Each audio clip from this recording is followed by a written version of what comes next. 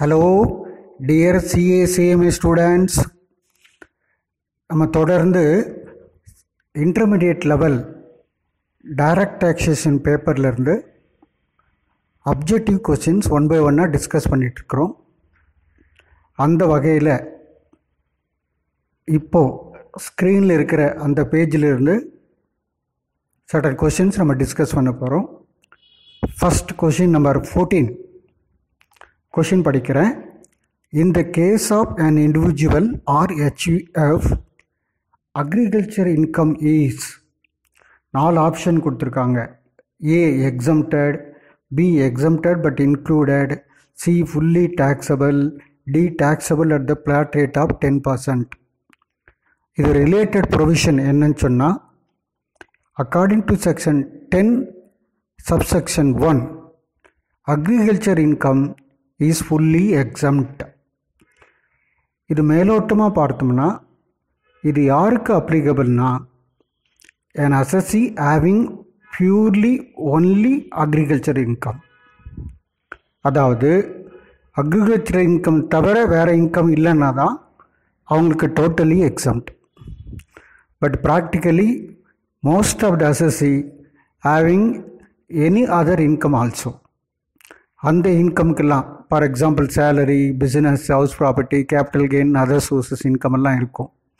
கூடவே அடிஷ்னலாக agriculture income இருக்கும். இந்த மாதிரி கேஸில் it's a very important provision ஒன்று இருக்குது.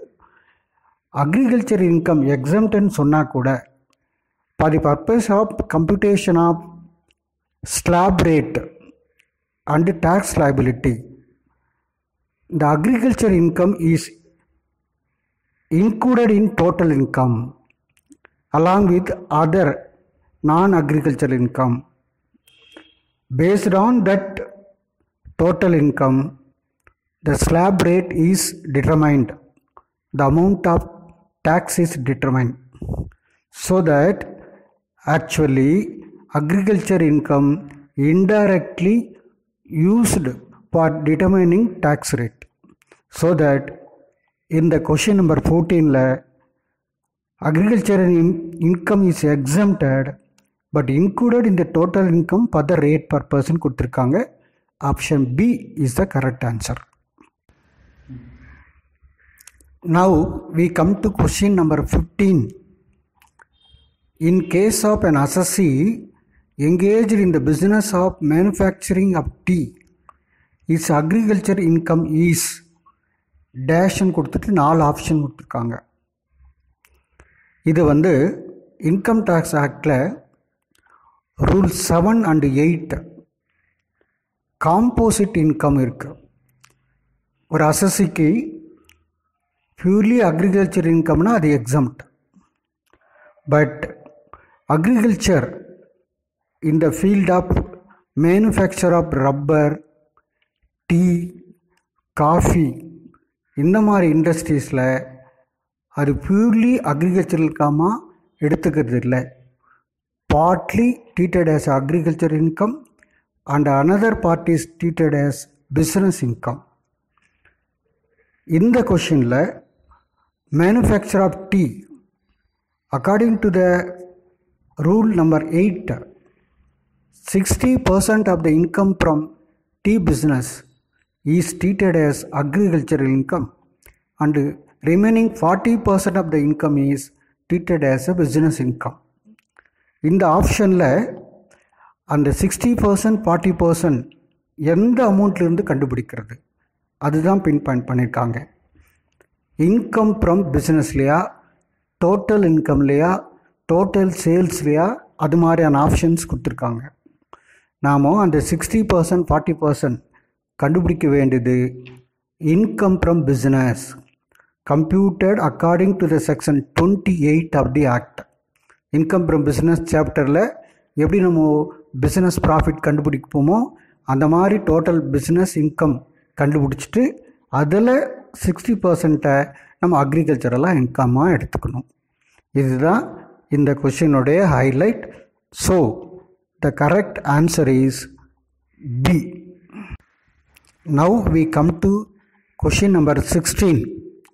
Remuneration to partner of a firm engaged in the business of growing and manufacturing rubber in India is 4 option கொடுத்துருக்காங்க. ஏற்கனவே சொன்ன மாதிரி according to rule 7A rubber manufacture பண்ணக்கூடிய இண்டஸ்ட்ரியில் இருந்து வரக்கூடிய வருமானம் வந்து 65% அக்ரிகல்ச்சர் இன்கமாக ட்ரீட் பண்ணுறோம், 35% பிஸ்னஸ் இன்கமாக ட்ரீட் பண்ணுறோம். இந்த given question a partnership firm engaged in rubber manufacture. அப்போ அந்த பார்ட்னர்ஷிப் ஃபார்மை அசஸ் பண்ணும்போது டோட்டல் இன்கம் ஃப்ரம் பிஸ்னஸில் 65% அந்த பார்ட்னர்ஷிப் ஃபார்முக்கு அக்ரிகல்ச்சர் இன்கமாக எடுத்துப்போம். மீதி 35% மட்டும்தான் டேக்ஸபிள். இது அதையும் தாண்டி அந்த பார்ட்னர்ஷிப் ஃபார்மில் ஒர்க் பண்ணக்கூடிய பார்ட்னருக்கு ரெமுனரேஷன் கிடைக்குது. அந்த ரெமுனரேஷன் எப்படி ட்ரீட் பண்ணணும்னு சொன்னால், அப்போ இண்டிவிஜுவல் பார்ட்னர் ரிசீவ் பண்ணக்கூடிய ரெமுனரேஷன், அந்த ரெமுனரேஷன் கூட அதே ரூல் 7A அப்ளை ஆகுது. தட் இஸ் பார்ட்னர் ரிசீவ் பண்ணுற ரெமுனரேஷனில் 65% will be treated as agriculture income and only 35% will be treated as a business income and become taxable.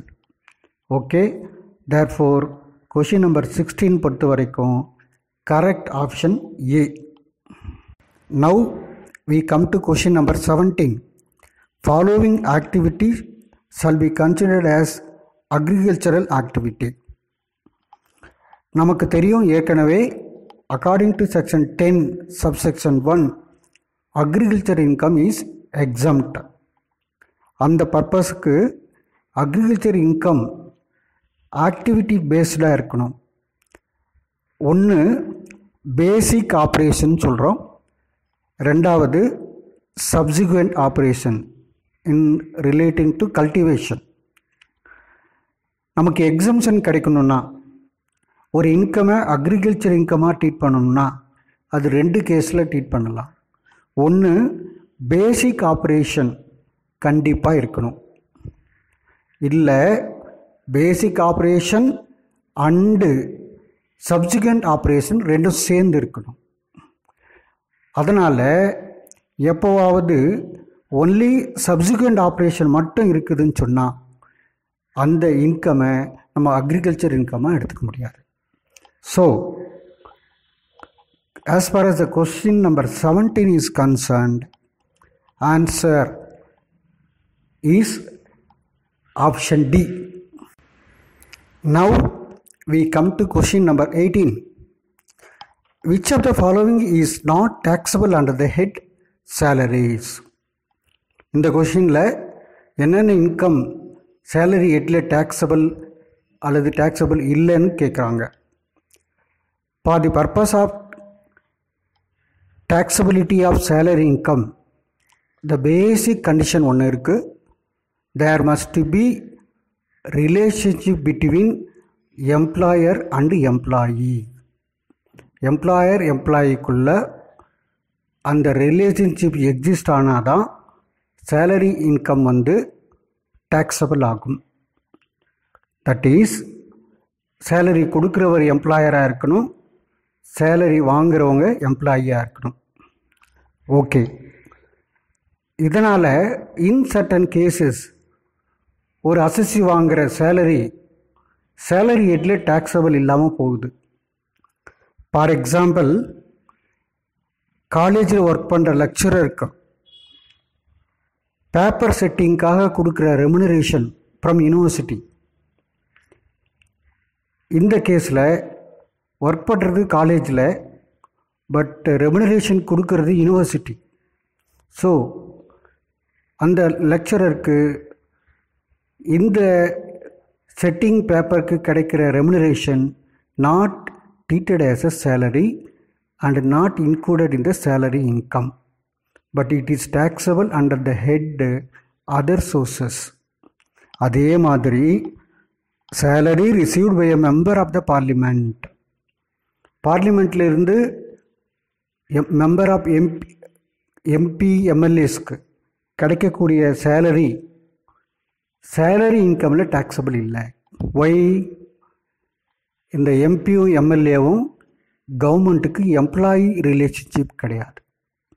They are representative of the public.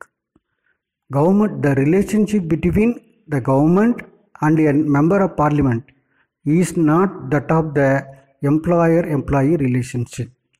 So, remuneration received by MP is also not taxable under the head salary, but taxable under the head income from other sources.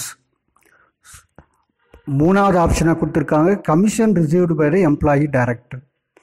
It is directly received by the employee from its employer. So இது salary இன்கமில் taxable.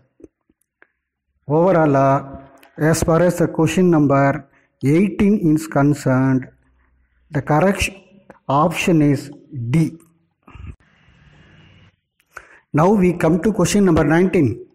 The maximum amount of leave salary not chargeable to tax as specified by the government in case of non-government employee is dash. 4 option கொடுத்துருக்காங்க. இது என்ன?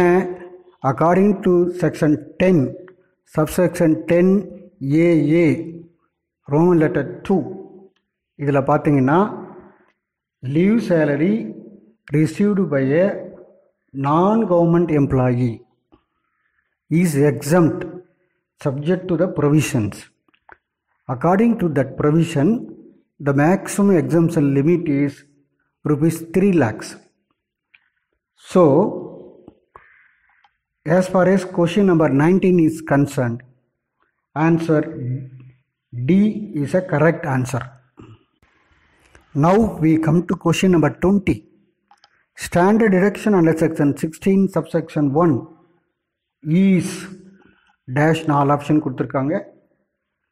இது எல்லாருக்கும் தெரியும், rupees 50,000 சொல்லிட்டு. ஆனால் டீப்பாக பார்க்கும்போது it is not a fixed amount of rupees 50,000. Suppose cross salary less than 50,000 இருக்குன்னா அப்போது நம்ம 50,000 அலோவ் பண்ண முடியாது. அந்த மாதிரி கேஸில் கிராஸ் சேலரி தான் நம்ம டிடக்ஷனாக எடுத்துக்கணும். So the correct provision for standard deduction is not rupees 50,000. ஆக்சுவலாக rupees 50,000 or gross salary whichever is lower, அதுதான் கரெக்ட் ப்ரொவிஷன். So that as far as the question number 20 is concerned, option B is the correct answer. இந்த வீடியோவில் 7 objective கொஷின்ஸை நம்ம discuss பண்ணியிருக்கிறோம். Remaining கொஷின்ஸை நம்ம அடுத்த வீடியோவில் பார்க்கலாம். Thank you for listening.